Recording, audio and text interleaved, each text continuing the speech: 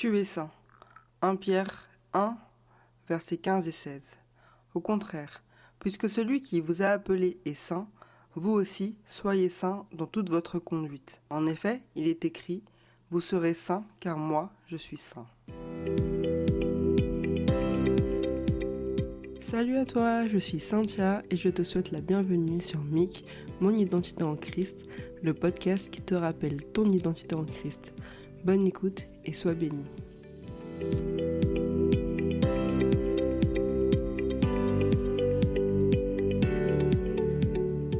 sais, quand j'étais plus jeune, j'avais du mal avec mon prénom. Parce qu'il est rare, avec sa propre orthographe et la prononciation, si tu le lis, mon prénom il est facile. Mais je sais pas, les gens ils arrivent toujours à l'écorcher. Et du coup, j'en avais marre. Genre, après avoir fini l'école, j'ai moi-même pris la décision de changer. Genre, pas officiellement, hein, mais je me présentais, je me disais, je m'appelle Cynthia. Et là, c'est depuis, c'est genre très récemment que j'assume et je dis que je m'appelle Cynthia. Et en fait, mes parents m'ont appelée Cynthia en référence au fait d'être une sainte. Et comme je te disais, quand j'étais plus jeune, j'étais très très loin de me considérer comme une sainte. Et c'est pour ça que je n'avais pas de mal à moi-même changer mon prénom. Et quand j'ai fini par assumer, entre guillemets, c'était plus parce que je voulais arrêter de mentir sur mon prénom, mais vraiment rien à voir avec le fait d'être sainte. Parce qu'encore une fois, j'ai du mal avec le fait de dire que je suis une sainte. Et pourtant, qu'est-ce que c'est d'être un saint ? Alors un saint, quand tu demandes à Google, voici la définition qui ressort. Les saints sont des personnes distinguées par différentes religions pour leur élévation spirituelle et proposées aux croyants comme modèle de vie en raison d'un trait de personnalité ou d'un comportement réputé exemplaire. Et quand j'ai lu ça, j'ai fait « What ? Comment ça ?» Et en fait, j'ai appris 2 mots, la béatification et la canonisation. Pour faire court, avant pour les croyants catholiques, quand une personne mourait, sa vie est menée sous enquête. Et si durant sa vie, il avait défendu sa foi et vécu une vie pieuse, cette personne était considérée comme une sainte. Après, c'est une définition vraiment en gros, hein, mais tout ça pour dire qu'avant, c'était les évêques qui déclaraient les gens saints, et après, c'était le pape qui a décrété que ce serait le seul qui avait le pouvoir de déterminer qui serait considéré comme un saint. Et la chose la plus surprenante que j'ai apprise, c'est que ce processus était payant. Pour être un saint, il fallait payer. Et je te parle pas de payer 50 €, hein, c'était vraiment plus. Et du coup, à partir du moment où ces personnes sont considérées comme saints, après leur mort, les gens toujours en vie vont les prier pour que ces saints soient leurs intercesseurs entre eux et Dieu. 1 Timothée chapitre 2 verset 5. En effet, il y a un seul Dieu et il y a aussi un seul médiateur entre Dieu et les hommes. Un homme, Jésus-Christ. Et la bonne nouvelle, c'est que Jésus est mort pour toi. Il a été martyr. Il a vécu une vie sans défaut, sans tache, et il a accepté de mourir pour toi. Afin qu'aujourd'hui, tu puisses dire que tu es un saint. Et que tu n'as pas à payer ces millions d'euros que les hommes demandent pour être saint. C'est un don que Dieu te donne.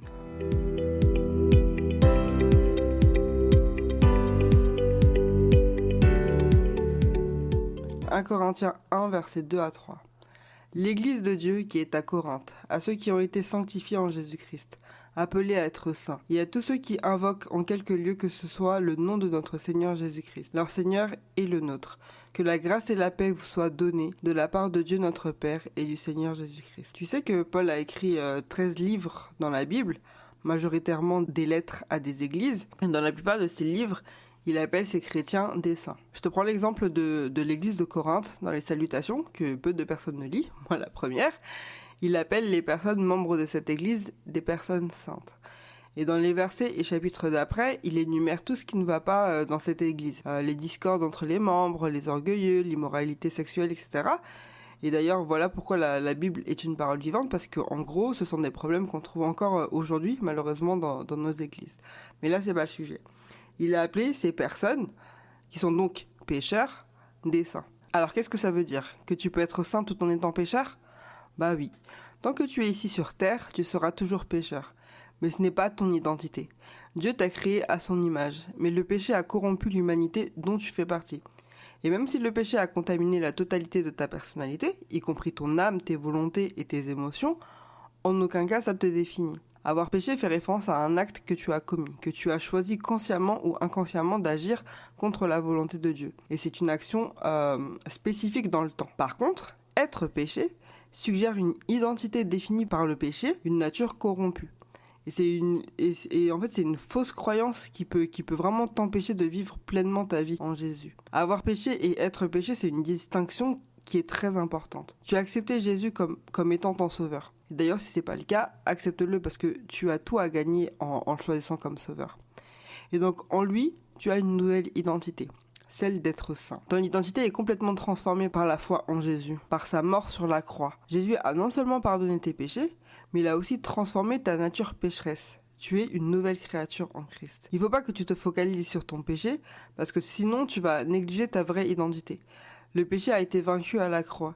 Et si tu restes concentré sur tes fautes, sur ton passé de pécheur, tu vas être déçu de toi, tu vas prononcer des paroles négatives sur toi. Et du coup, tu vas avoir une faible estime de toi. Il ne faut pas que tu te définisses par tes faiblesses, ni par tes échecs. Ça me fait penser, dans les films, quand on voit des groupes de soutien, genre les alcooliques anonymes. Ils disent je m'appelle machin, je suis alcoolique, je suis drogué, etc. Comme si en fait le fait d'avoir abusé de l'alcool définissait qui ils étaient.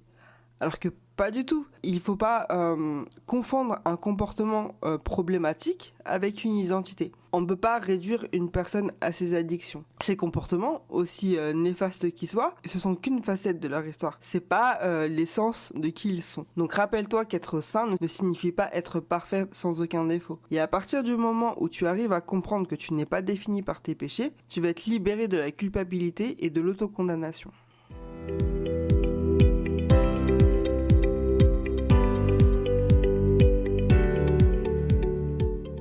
Romains 6, verset 22.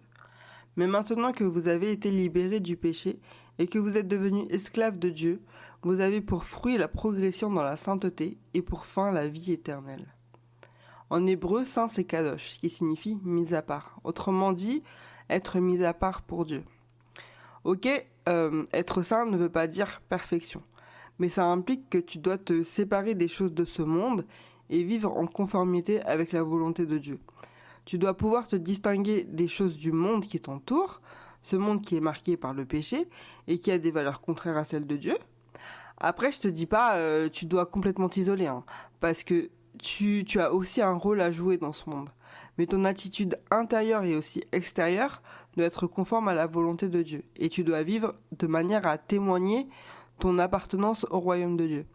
Et ça, c'est le Saint-Esprit qui œuvre en toi pour te conformer à l'image de Jésus. Avoir cette séparation du monde te permet de te protéger des influences négatives qui ne viennent pas de Dieu.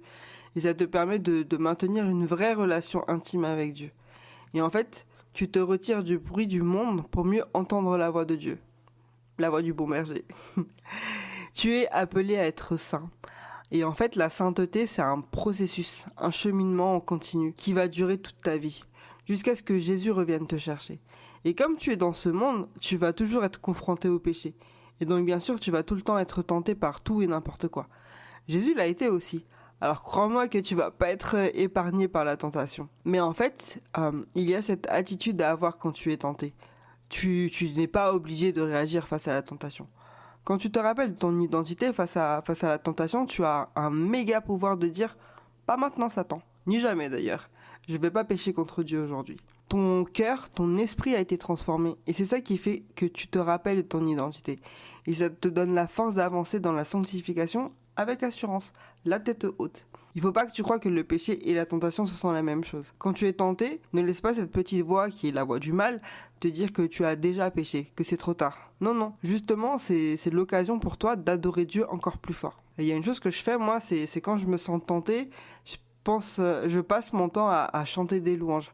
Genre pendant 5 minutes ou plus, tu penses à autre chose. Un verset, un chant, et au final ça passe.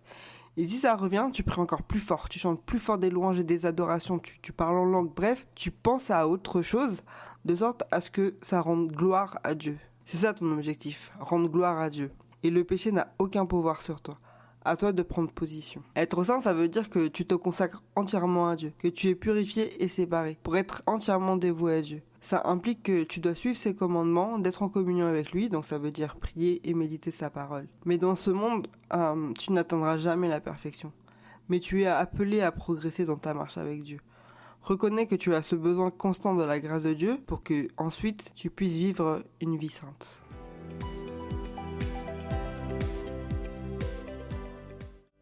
Merci pour ton écoute, j'espère que le contenu t'a encouragé et édifié. N'oublie jamais ta valeur et ton potentiel.